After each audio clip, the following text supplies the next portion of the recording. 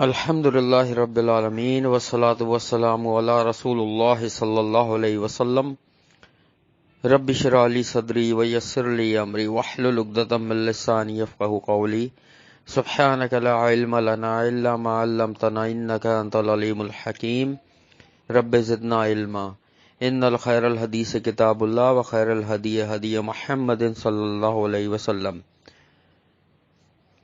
سورہ حج ہماری چل رہی ہے، اور ہم نے اپنی آخری کلاس میں جو پڑھا تھا کہ یہ لوگ ہمیشہ شک میں رہیں گے قرآن کے بارے میں یہاں تک کہ قیامت آ جائے یا آ جائے ان پر عذاب،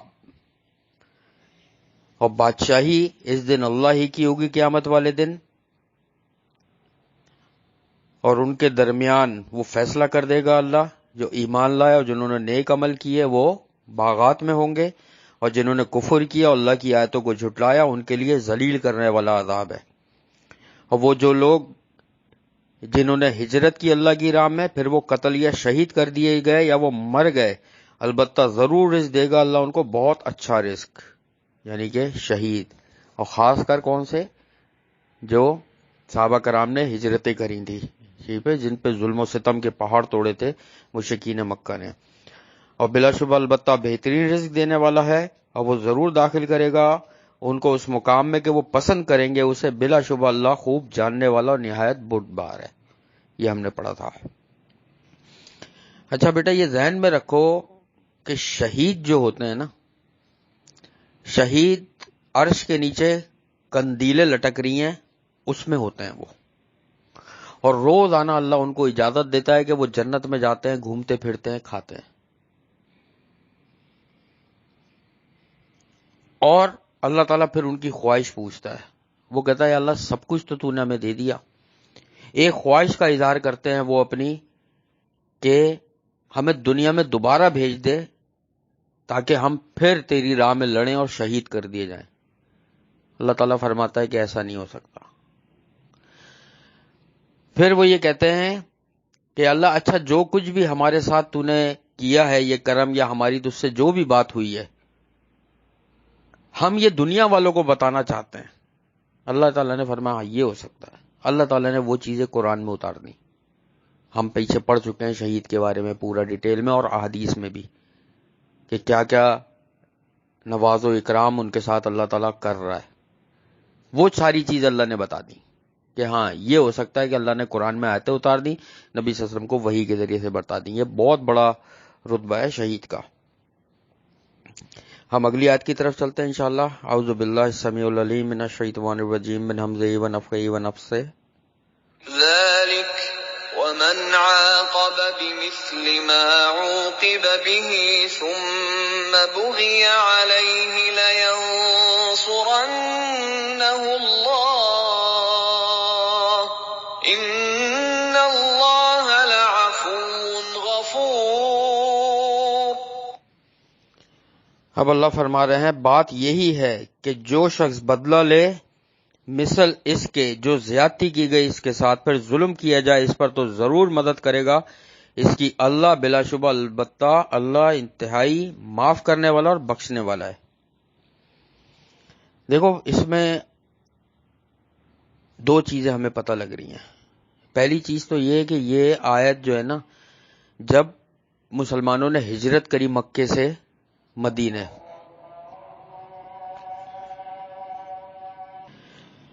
تو مشرکین مکہ نے ان پر ظلم و ستم کیے تھے، کئی صحابہ کرام کو شہید بھی کیا، پھر ظلم و ستم کیے، مال لوٹ لیا، جائیدادوں پہ قبضہ کر لیا، بہت ظلم کیے تھے۔ تو اللہ تعالیٰ اس میں فرما رہے ہیں کہ بات یہی ہے جو شخص بدلہ لے، جب وہ مدینے آ گئے اب اللہ نے اجازت دے دی جہاد کی اور بدلہ لینے کی، کہ جو شخص اب بدلہ لے مگر اتنا ہی کہ جتنی زیادتی کی گئی ہے، یہ ذہن میں رکھو، اتنا بدلہ لے گا۔ اور اگر پھر ظالم اس کو نقصان پہنچاتا ہے تو اللہ فرما رہے ہیں کہ پھر اللہ ضرور مدد کرے گا مظلوم کی، پھر اللہ مدد کرے گا مظلوم کی، اور اللہ انتہائی معاف کرنے والا اور بہت بخشنے والا ہے۔ یعنی کہ جو جس پر ظلم کرے، یہ جنرل بھی یہی قانون ہے، شریعت یہ کہتی ہے، تو اتنا ہی اجازت ہے کہ آپ اس سے بدلہ لے لو، اس سے زیادہ نہیں۔ یہ اللہ نے اجازت دی ہے کہ لیا جا سکتا ہے اتنا ہی، اور اگر کوئی اللہ کے لیے معاف کرنا چاہے تو اس کا اجر ہی وہ الگ ہے، معاف کرنے کا، درگزر کرنے کا. ٹھیک ہے، اگلی آیت کی طرف چلتے ہیں انشاءاللہ. ذلك بأن الله يولج الليل في النهار ويولج النهار في الليل وأن الله سميع بصير. اب اللہ فرما رہے ہیں یہ اس لیے کہ بے شک اللہ داخل کرتا ہے رات کو دن میں اور داخل کرتا ہے دن کو رات میں، اور یہ کہ بے شک اللہ خوب سننے والا اور خوب دیکھنے والا ہے. اچھا دیکھو، یہاں پہ اس آیت کا تھوڑا سا یہ سمجھو کہ جو اللہ رات کو دن میں داخل کرتا ہے، دن کو رات میں داخل کرتا ہے، رات کو دن سے نکالتا ہے، دن کو رات سے نکالتا ہے، جب وہ اتنی بڑی چیزوں پر قادر ہے تو اللہ پھر مظلوم کی مدد کرنے پر بھی قادر ہے. یعنی پچھلی آیت سے اگر اس کو ریلیٹ کرو، جو اتنی بڑی شان والا ہے وہ ایک مظلوم کی مدد کرنے پر تو ہرگز قادر ہے کہ وہ ظالم کو اس کے انجام تک پہنچا سکتا ہے. اور بے شک اللہ تعالیٰ خوب سننے والا اور خوب دیکھنے والا ہے. یہ اللہ کی شان بیان ہوئی ہے کہ یہ رات اور دن کا آنا جانا اللہ کی نشانیوں میں سے ہے. یہ ایسا ہی نہیں ہے اپنی مرضی سے چل رہا ہے. میں نے بتایا تھا کہ سورج بھی اللہ کے عرش کے نیچے جاتا ہے، سجدہ کرتا ہے اور اجازت مانگتا ہے نکلنے کی تو اس کو اجازت ملتی ہے، اور پھر غروب ہونے کی اجازت مانگتا ہے تو اجازت ملتی ہے.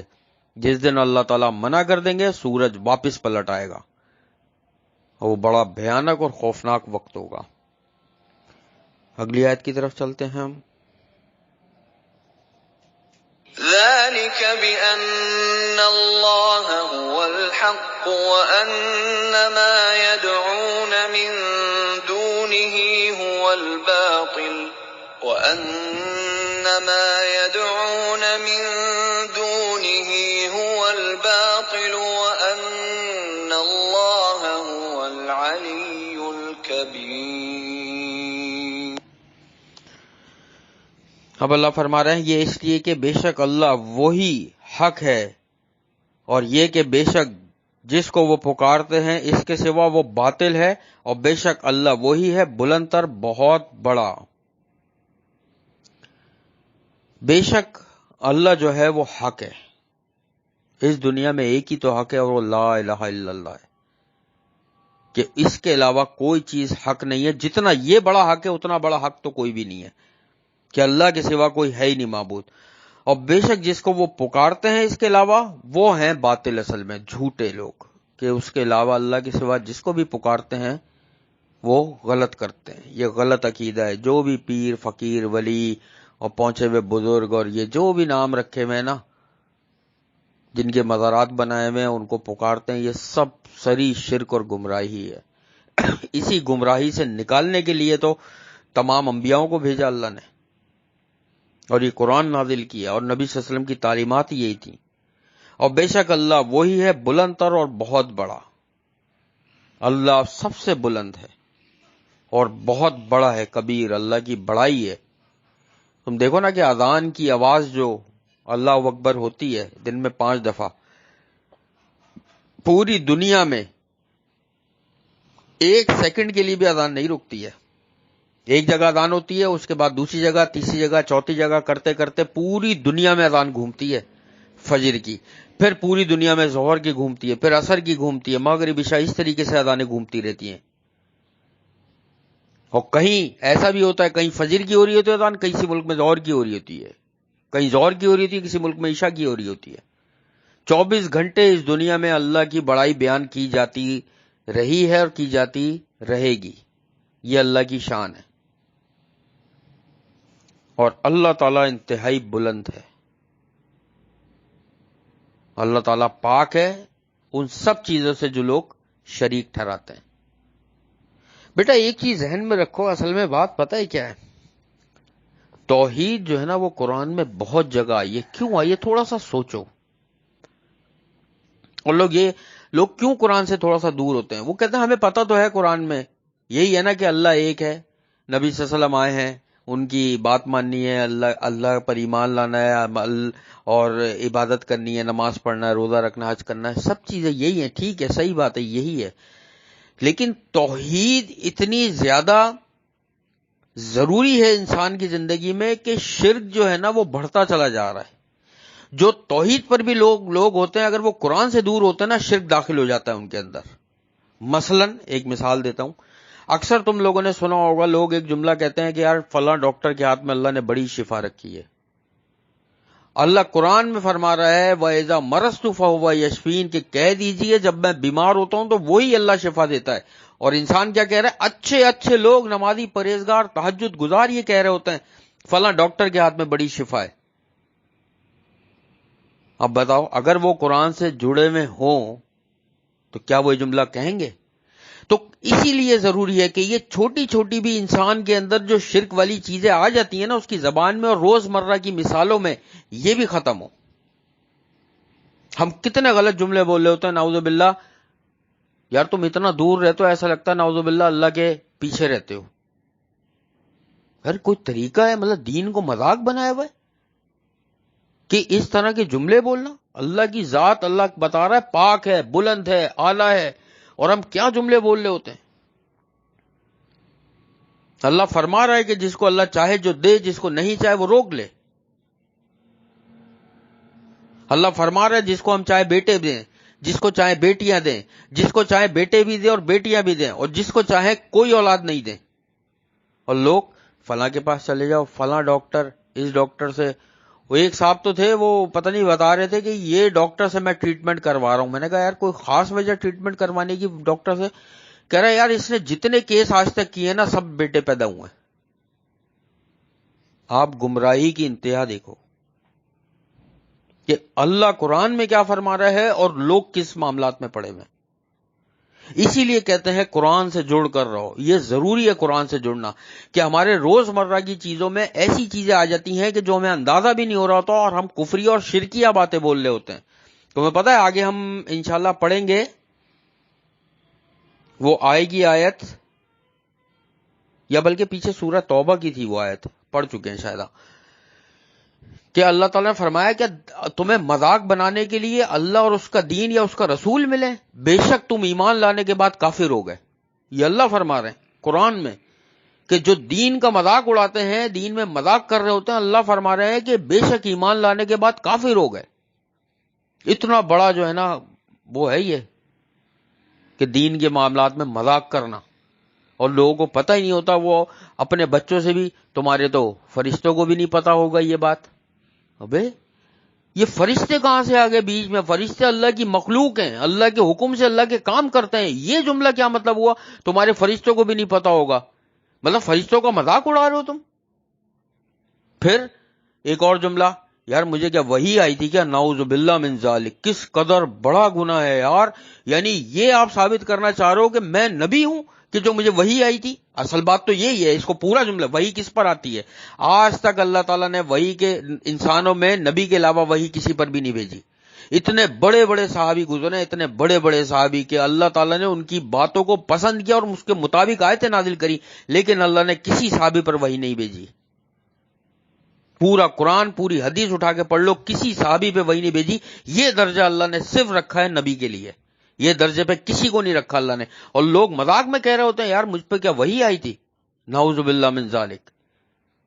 اس لیے کہتے ہیں قرآن سے جڑ کر رہو، کہ ہماری وہ اصلاح کہ جو ہم روزمرہ کی باتوں میں بھی الٹی سیدھی باتیں کر رہے ہوتے ہیں، ہمارے وہ بھی اصلاح ہوتی چلی جاتی ہے. تو اللہ کی ذات ہر طرح سے پاک ہے. جبھی اللہ فرما رہے ہیں یہاں پہ علی الکبیر، کہ بلند تر ہے اور بہت بڑا ہے. اگلی آیت کی طرف انشاءاللہ چلتے ہیں. أَلَمْ تَرَ أَنَّ اللَّهَ أَنزَلَ مِنَ السَّمَاءِ مَاءً فَتُصْبِحُ الْأَرْضُ مُخْضَرَّةً إِنَّ اللَّهَ لَطِيفٌ خَبِيرٌ. اب اللہ فرما رہا ہے کیا نہیں دیکھا آپ نے کہ بے شک اللہ ہی ہے نازل کیا جس نے آسمان سے پانی، پھر ہو جاتی ہے اس سے زمین سرسبز. اللہ ہی ہے جو آسمان سے پانی برساتا ہے۔ ہمارا کیا عقیدہ ہے؟ دیکھو قرآن پڑھیں گے نا ہم ٹچ میں رہیں گے۔ یار آج تو محکمہ موسمیات والوں نے پیشن گوئی کری ہے بارش کی، چھوڑو بھاڑ میں ڈالو محکمہ موسمیات کو۔ CNN والوں نے پیشن گوئی کری ہے، انٹرنیشنل ویدر آرگنائزیشن نے پیشن گوئی کری ہے، اس کی بات تو مانتے ہیں نا کہ بارش ہوگی۔ اللہ کیا فرما رہے ہیں کہ وہی اللہ ہے جو آسمان سے پانی نازل کرتا ہے، اور یہ بارش ان چیزوں میں سے ہے جن 5 چیزوں کے بارے میں اللہ نے یہ فرما دیا کہ یہ اللہ کے سوا کسی کو نہیں پتا، اس میں بارش بھی ہے کہ بارش کب ہوگی۔ یہ صرف اندازے ہوتے ہیں کہ ہو سکتا ہے ہو جائے بارش، بس، چاہے وہ انٹرنیشنل آرگنائزیشن ہو یا آپ کی کوئی لوکل ہو، کسی کو نہیں پتا ہوتا۔ ہم اللہ کی بات پہ یقین کرنے کے بجائے ہم ان لوگوں کی بات پہ یقین کرتے ہیں، سائنس کی بات پہ۔ تو اللہ وہ ہے جس نے پانی نازل کیا آسمان سے، پھر زمین اس سے ہو جاتی ہے سرسبز۔ کیا مطلب؟ گھاس پھوس، پھل سبزیاں، لہلاتے کھیت، ہرے ہرے، یہ اگاتی ہے زمین۔ بلا شبہ اللہ نہایت باریک بین اور بہت باخبر ہے۔ اب دیکھو اللہ کی جو یہاں پہ صفت استعمال ہوئی ہے نا، توحید اسماء الحسنہ کی بات ہو رہی ہے، لطیف خبیر، انتہائی باریک بین اور بہت باخبر ہے۔ باریک بین کا مطلب ہوتا ہے، ایک ہوتا ہے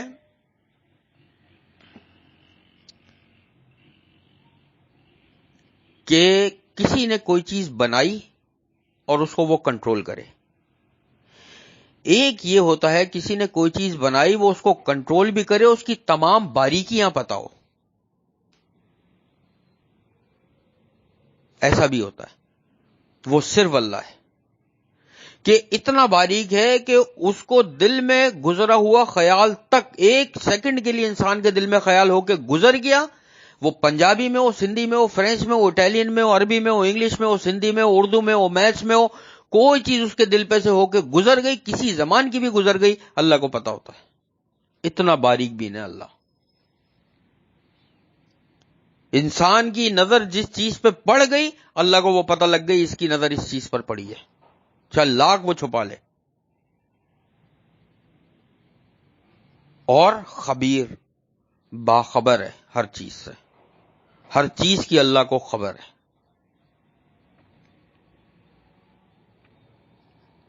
ایک اس میں ایک تھا نا کہ حضرت نوح علیہ السلام کی، حالانکہ ایسا ہوتا نہیں ہے لیکن بہرحال ایک وہ کہاوت ہے کہ وہ رہ گئی تھی عورت، اس کو پتہ ہی نہیں چلا کب سیلاب آیا اور گزر گیا، جو طوفان آیا تھا اس کا پانی کا۔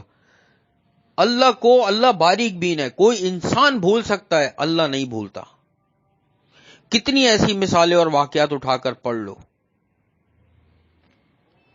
کہ اللہ نے جب وہ باتیں پلٹائیں تو لوگوں کو اندازہ ہوا ہم نے 20 سال پہلے ایسا بولا تھا، ہم نے 30 سال پہلے ایسا بولا تھا، ہم نے 40 سال پہلے ایسا کہا تھا، اور 40 سال گزر گئے، 50 سال گزر گئے، 60 سال گزر گئے، اور اللہ نے وہ چیز جا کے ان کو پھر وہ دکھائی کہ یہ ایسے تھا، اور وہ حیران ہو گئے کہ ہم تو یہ ایک دفعہ بات کر کے بھول بھی گئے تھے۔ اللہ نہیں بھولتا۔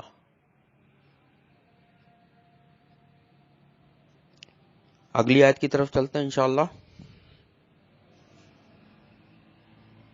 له ما في السماوات وما في الأرض وإن الله لهو الغني الحميد۔ اب اللہ فرما رہے ہیں اسی کے لیے ہے جو کچھ آسمان میں ہے اور جو کچھ زمین میں ہے، اور بے شک اللہ البتہ وہی بہت بے پرواہ اور نہایت قابل تعریف ہے۔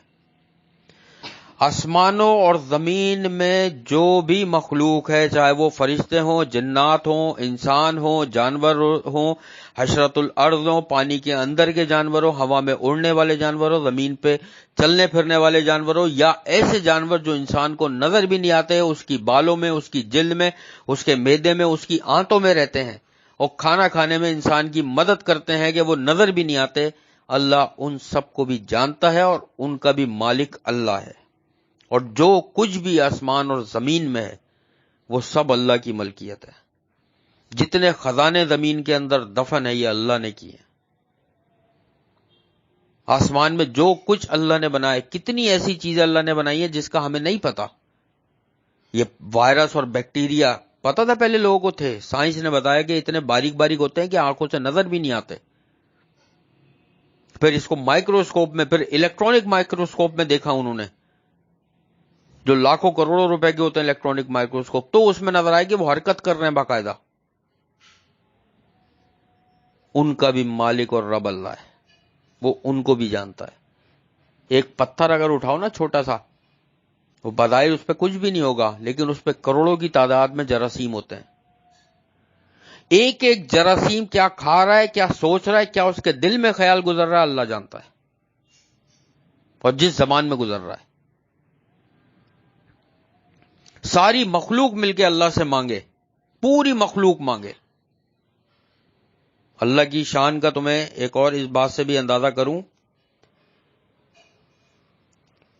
پوری کائنات، فرشتے، انسان، جنات، چرند پرند، جانور، حشرت الارض، آبی جانور، زمینی جانور، سب مل کے اللہ سے مانگے. انگلش میں مانگے، فرینچ میں مانگے، اٹالین میں مانگے، عربی میں مانگے، اردو میں مانگے، سندھی میں مانگے، پنجابی میں مانگے، سرائکی میں مانگے، ہندی میں مانگے، اردو میں مانگے، جس زبان میں مرضی مانگے، اور جو کچھ چاہے مانگے، اور سارے ساتھ مل کے مانگے. اللہ سب کی سنے گا، اور ہر بندے کی زبان کو سمجھے گا، اور اس کے دل میں بھی جو خیال ہوگا وہ بھی اللہ کو پتا ہوگا. یہ تو صرف ہو گئی مانگنے والی بات. اب آ جاؤ عطا کرنے پر. اس کے بعد جو کچھ بھی انسان، جنات، چرند پرند، جانور، سب کچھ فرشتے مل کے مانگے، اور ہر انسان، ہر جن، ہر فرشتے، ہر جانور کی اللہ تعالیٰ ہر خواہش اسی وقت پوری کر دے. ایک تو یہ کہ مانگتے رہیں، اور اللہ تعالیٰ اسی وقت سب کی تمام خواہشیں پوری کرتا رہے، کرتا رہے، کرتا رہے، کرتا رہے، کرتا رہے، کرتا رہے، کرتا رہے. ایک وقت ایسا آئے گا کہ فرشتے، جنات، انسان، جانور، عربی بولنے والے، ہندی بولنے والے، اردو بولنے والے، انگلش بولنے والے، پنجابی، سرائکی بولنے والے، کوئی زبان بھی بولنے والے مانگ مانگ کے تھک جائیں گے، اور ان کے پاس آخر میں کوئی خواہش نہیں ہوگی جو اللہ پوری نہ کرے. اور وہ تھک کر یہ کہیں گے کہ یا اللہ ہم مانگ مانگ کے تھک گئے، جو کچھ بھی ہم نے مانگا تو نے سب کچھ ہمیں دے دیا. اور اللہ کے خزانوں میں سے اتنی کمی بھی نہیں ہوگی کہ ایک سوئی کو سمندر میں ڈالو اور نکال لو تو سمندر سے جتنا پانی کم ہو جاتا ہے. یہ ہے اللہ کی شان کہ سب کو دیتا رہے. اور اللہ کہے گا جو کچھ مانگتے ہو سب کچھ دوں گا، بغیر کسی اس کے کہ کسی نے کہا مجھے 10,000 گز پہ زمین چاہیے، ڈیفنس میں چاہیے، امریکہ میں چاہیے، کینیڈا میں چاہیے. یہ بھی نہیں کہ ایک جگہ لے لو، یہ بھی نہیں کہ 5,000 لے لو، سب جگہ لے لو. جو کچھ زبان سے نکلا اللہ اسی وقت پورا کر دے، اور پھر بولے اور مانگو، پھر پورا کر دے، پھر بولے اور مانگو، پھر دوسرا بندہ، تیسرا بندہ، جن، فرشتے، انسان، جانور، سب کو اللہ سب کچھ دے دے. تب بھی اللہ کے خزانوں میں اتنی کمی نہیں ہوگی کہ ایک سوئی کا سمندر میں ڈالو اور جب نکالو تو پانی جتنا کم ہوتا ہے، اتنی بھی کمی نہیں ہوگی. یہ ہے اللہ کی شان. کیوں؟ کیونکہ لہول غنی الحمید، وہ بہت بے پرواہ اور نہایت قابل تعریف ہے. وہ بے پرواہ ہے. پوری کائنات مل کے اللہ کو سجدہ کرے تو اللہ کی عزت میں رتی برابر اضافہ نہیں کر سکتی. پوری کائنات مل کے کافر ہو جائے، سارے جنات، انسان، سارے کے سارے مل کے اللہ کے نافرمان ہو جائیں، تب بھی اللہ کی عزت میں رتی برابر بھی کمی نہیں کر سکتے. وہ بے پرواہ ہے کہ کوئی کچھ بھی کرے، اللہ تعالیٰ کو کوئی اس کی عزت میں نہ اضافہ کر سکتا نہ کمی کر سکتا ہے. یہ ہے شان اللہ کی. اسی لیے کہتے ہیں قرآن سے جوڑ کر رہو. قرآن سے جوڑیں گے ہم تو ہمیں اللہ کے بارے میں یہ چیزیں پتہ چلیں گی. اللہ تعالیٰ سے دعا ہے جو کچھ پڑھا ہے اللہ تعالیٰ اس کو اپنی بارگاہ میں قبول فرمائے اور ہمیں قرآن کے مطابق زندگی گزارنے کی توفیق دے. قرآن پاک کو اللہ تعالیٰ ہمارے دلوں کے لیے ہدایت اور نور بنا دے. نماز کو ہماری آنکھوں کی ٹھنڈک بنا دے۔ اے اللہ تو ہمیں قرآن پاک پڑھنے، سمجھنے، اس پر عمل کرنے والے اور اس کی تبلیغ کرنے والوں میں شامل فرما دیجئے۔ اے اللہ تو ہمارے گھروں میں، ہمارے رزق میں، ہمارے علم میں، ہمارے عمل میں، ہماری زندگیوں اور صحتوں میں بے حساب برکت عطا فرما دیجئے۔ ہم سب کی تمام مشکلات، پریشانیاں، بیماریوں اور آزمائشوں کو دور فرما دیجئے۔ ہمارے جتنے بھی گروپ ممبران ہیں جو بھی یہ درس سن رہے ہیں، ان سب کی بھی تمام مشکلات، پریشانیوں کو دور فرما دیجئے۔ اور خاص کر مجھے ابو بکر کی والدہ یاسمین باجی نے جو ہے وہ کہا ہے کہ ان کی خالہ کی طبیعت خراب ہے کافی، کہ اللہ تعالیٰ انہیں بہترین صحت کاملہ عاجلہ عطا فرما دے، ان کا سایہ ان کی اولادوں پر قائم رکھے اور ان کو صحیح معنوں میں دین پر چلنے کی توفیق عطا فرمائے۔ کہ اس کے علاوہ بھی یاسمین باجی خود اور ان کی جو بہن ہے وہ بھی کافی بیمار ہیں اور ان کے بھی ٹیسٹ چل رہے ہیں، ڈاکٹروں نے بلایا ہے۔ اللہ تعالیٰ ان کو بہترین صحت کاملہ عاجلہ عطا فرمائے، ان کی زندگیوں میں اور ان کے گھروں میں بے حساب برکتیں عطا فرمائے اور ان کا سایہ ان کی اولادوں پر ہمیشہ قائم اور دائم رکھے صحت کے ساتھ۔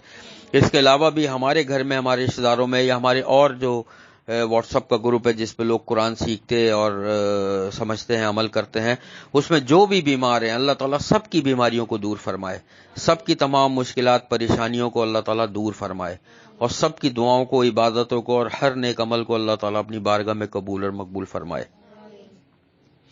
آخرت میں ہمارا حساب کتاب انبیاء، شہداء، صدیقین اور سلف صالحین کے ساتھ فرما دیجیے گا اللہ۔ ہمیں نبی صلی اللہ علیہ وسلم کا ساتھ، ان کی شفاعت اور ان کے ہاتھوں سے آب کوثر نصیب فرما دیجیے گا۔ اللہم انا نسألوک الہدی والتقی والعفاف والغنی، اللہم انا نسألوک الجنۃ الفردوس وقنا عذاب النار، اللہم انا نسألوک الجنۃ الفردوس وقنا عذاب النار، اللہم انا نسألوک الجنۃ الفردوس وقنا عذاب النار، ولم اکم بدعائک رب شقیا۔ ایک حدیث ہے کہ نبی صلی اللہ علیہ وسلم نے ارشاد فرمایا، جب کوئی مسلمان بھائی اپنے کسی مسلمان بھائی کے لیے دعا کرتا ہے، ٹھیک ہے، چاہے وہ مسلمان بھائی کے لیے کرے، مسلمان بھائی مسلمان بہن کے لیے کرے، مسلمان بہن مسلمان بھائی کے لیے، کوئی بھی کسی کے لیے کرے، ایک مسلمان دوسرے مسلمان کے لیے، تو اللہ تعالیٰ ایک فرشتہ فوراً بھیج دیتا ہے اس کے پاس جو دعا کر رہا ہوتا ہے۔ جیسے ہی وہ مسلمان دعا کرتا ہے کہ اللہ میرے بھائی یا میری بہن کی مشکل دور فرما دے، فوراً پیچھے فرشتہ دعا کرتا ہے یا اللہ اس کی بھی یہ مشکل دور فرما دے۔ وہ یہ دعا کرتا ہے کہ یا اللہ اس کی بیماری دور فرما دے، وہ پیچھے کھڑا ہوا فرشتہ فوراً یہ دعا کرتا ہے یا اللہ اس کی بھی بیماری دور فرما دے۔ وہ یہ دعا کرتا ہے یا اللہ اس کے رزق میں برکت عطا فرما دے، وہ فرشتہ فوراً دعا کرتا ہے کہ یا اللہ اس کی بھی رزق میں برکت عطا۔ جو وہ دعا کرتا ہے وہ فرشتہ، یہ اللہ کی شان ہے کہ فرشتہ وہ دعا کرتا ہے اس بندے کے لیے۔ تو دعا کرنی چاہیے مسلمان کو مسلمان کے لیے۔ اللہ تعالیٰ سے دعا ہے جو کچھ بھی ہم نے مانگا ہے اور جن جن کے لیے مانگا ہے، ہم سب کے لیے اور ان سب کے لیے بھی اللہ اپنی بارگاہ میں قبول اور مقبول فرما لے۔ ربنا تقبل منا انک انت السمیع العلیم وتب علینا انک انت التواب الرحیم۔ سبحان اللہ عما یصفون وسلام علی المرسلین والحمد للہ رب العالمین۔ سبحانک اللہم وبحمدک نشہد ان لا الہ الا انت نستغفرک ونتوب الیک۔ السلام علیکم ورحمۃ اللہ وبرکاتہ۔